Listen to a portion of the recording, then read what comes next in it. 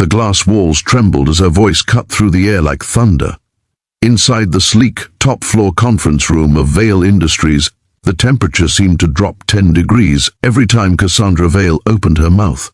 She was a billionaire by every definition, powerful, feared, and unapologetically cold. On this bright morning, she was at her worst. The meeting had gone on for hours, and yet no one dared to breathe without her permission.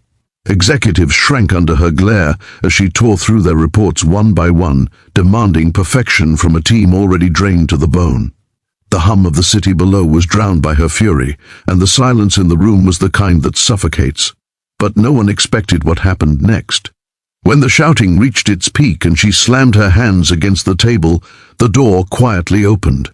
A man walked in, not wearing an expensive suit or polished shoes, but a simple grey shirt, dark jeans, and the kind of calm that didn't belong in her world. He was there to deliver coffee, nothing more. But before anyone could stop him, his quiet voice filled the room, gentle, measured, yet firm enough to silence the billionaire herself. If you believe in kindness, redemption, and the power of calm over anger, make sure to like, comment, share, and subscribe to Touch of Kindness. Your support helps spread stories that remind us how a single moment of compassion can change everything. That man's name was Ethan Clark, a 35-year-old single father who worked part-time as a barista and courier for the building's cafe. His daughter, Mia, was 8, bright, curious, and the reason he kept pushing through every hard day. Ethan had been delivering coffee to Vale Industries for months now, but he had never seen Cassandra Vale this close before. Everyone in the building whispered about her, how she fired people for minor mistakes, how she had built her billion-dollar empire from nothing after her father's death, and how her heart seemed to have turned to stone along the way. When Ethan entered, holding the tray of drinks ordered earlier, Cassandra didn't even glance up. Her anger was still spilling over, words sharp and cruel, as if every imperfection around her was a personal insult. "Do you even understand what accountability means?" she snapped at her assistant, whose trembling hands clutched the edge of the table. "I pay you to think, not to make excuses." Ethan stopped in the doorway, unsure whether to leave the coffee or wait. The tension in the room was unbearable. He looked around, faces pale, shoulders hunched, no one daring to speak. And then Cassandra turned on him. "What are you doing just standing there?" she barked, her tone laced with venom. "Put it down and get out." Her words were meant to wound, but Ethan didn't flinch. He set the coffee down carefully, looked up at her, and said something no one in that room expected to hear. "Maybe you should take a sip first," he said softly. "It's caramel, sweet, helps when the day's bitter." The words weren't confrontational, but the weight in them made the room shift. Cassandra froze, caught off guard not by what he said, but by how he said it, calm, steady, with a kind of understanding that pierced through her armor. For a moment her expression faltered, and something flickered behind her eyes, something almost human. The executives exchanged stunned glances.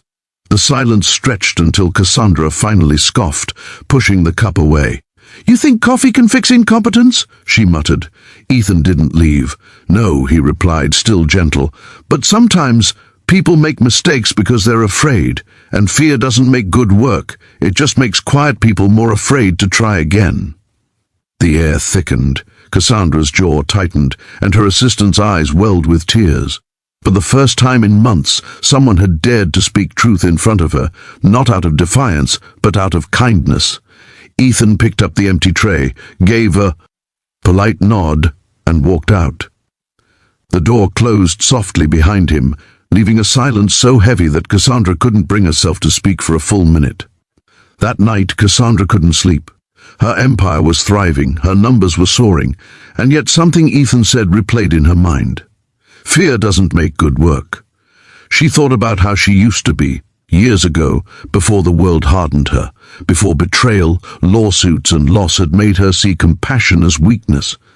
She told herself she'd built her success by being ruthless, but now the mirror reflected someone she barely recognized, lonely, angry, and exhausted.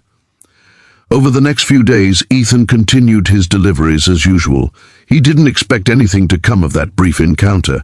He had too many worries of his own: rent overdue, school supplies for Mia, and a car that kept breaking down.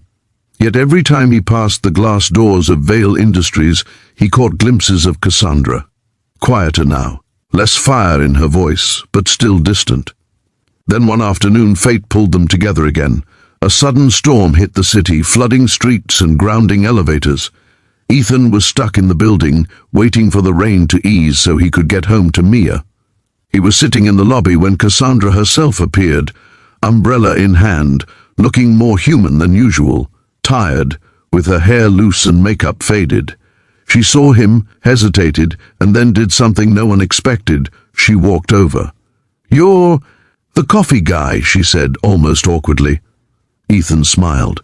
Guilty. She looked away, clearly uncomfortable. "About that day, I may have overreacted." He shrugged. "We all have bad days." There was something about his calmness that disarmed her again. He didn't flatter her, didn't shrink away, didn't try to impress. He simply was steady, real, grounded in a world where everyone else seemed to orbit around her wealth and status. When the storm worsened, she noticed the clock and frowned. "Do you need a ride?" "The roads are dangerous right now." Ethan hesitated, thinking of Mia waiting at home. "If you don't mind," he said quietly. The car ride was strangely silent at first, the sound of rain tapping against the windows. But soon, Cassandra found herself asking about his daughter, his work, his life. Ethan spoke simply, about balancing jobs, reading bedtime stories, and making pancakes for dinner when money ran low. He didn't complain, he didn't envy anyone, he just accepted life as it was, and that acceptance fascinated her. When they reached his small apartment complex, she looked at the worn building, then at him. "How do you stay so calm?" she asked. "Most people in your situation would have broken down by now." Ethan turned to her, his eyes kind. "Because I've already lost everything once. I spent a year angry at the world, but my daughter, she taught me something. When you yell at life, it doesn't listen, but when you talk to it kindly, it sometimes answers." That night, Cassandra drove home with tears in her eyes, something she hadn't done in years. She walked into her penthouse, surrounded by glass and gold, and realized she had everything money could buy, except peace. The next morning, the office felt different. When her employees walked in, they braced themselves for the usual storm, but instead, Cassandra greeted them with a quiet good morning. No shouting, no tension, just calm. When someone made a mistake, she asked how they could fix it, not who to blame. The shift was so unexpected that people whispered it had to be temporary. But days turned to weeks, and Cassandra Vale, the woman who once yelled at everyone, began changing the very culture of her company. She didn't say it aloud, but she often thought of Ethan Clark. His words, his tone, his presence. She began ordering her own coffee from him personally, taking a few minutes each morning to ask about Mia. Over time, a strange friendship formed, one that bridged two worlds that were never meant to meet. Months later, Vale Industries announced a community initiative to fund education for children of single parents. At the press event, when reporters asked what inspired the project, Cassandra smiled slightly and said, "A quiet man once reminded me that kindness is stronger than fear." That evening, as she stood in the lobby watching people leave, she saw Ethan waiting for Mia outside, holding her hand and laughing about something silly. Cassandra walked over, bent down to greet Mia, and handed her a small box. Inside was a new set of colored pencils and a card that read, "Keep creating your world in color, little one." Mia's eyes lit up. Ethan looked at Cassandra, his expression soft. "You didn't have to."